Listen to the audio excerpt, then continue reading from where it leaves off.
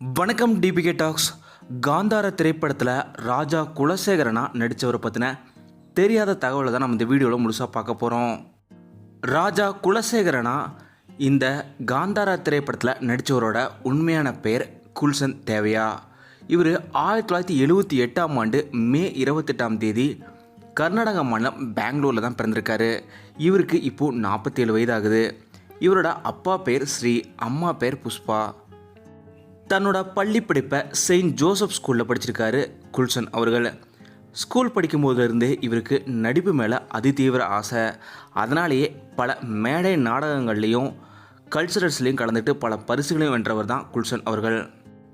இதுக்கப்புறம் கர்நாடக மாநிலத்தில் இருக்க நிஃப்ட்ன்ற காலேஜில் ஃபேஷன் டிசைனிங் முடிச்சிருக்காரு குல்சன் அவர்கள்.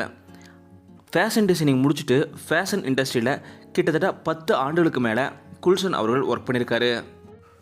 குல்சன் அவர்கள் கமலோட அதிதீவிர ரசிகரை.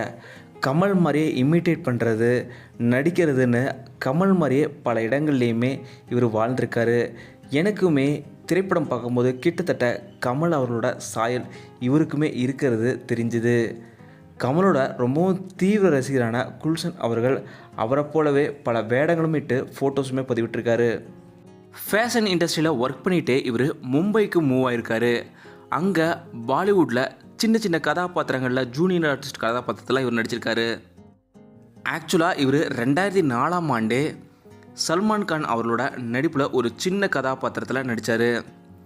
அதுக்கப்புறம் தொடர்ந்து 10-15 திரைப்படங்களில் இவர் நடிச்சிருந்தாலும் இவருக்கு ஒரு மிகப்பெரிய பெயரை ஏற்படுத்தி கொடுத்த திரைப்படமாக இப்போது காந்தாரா திரைப்படத்தில் ராஜகுலசேகர கதாபாத்திரம் அமைஞ்சிருக்கு.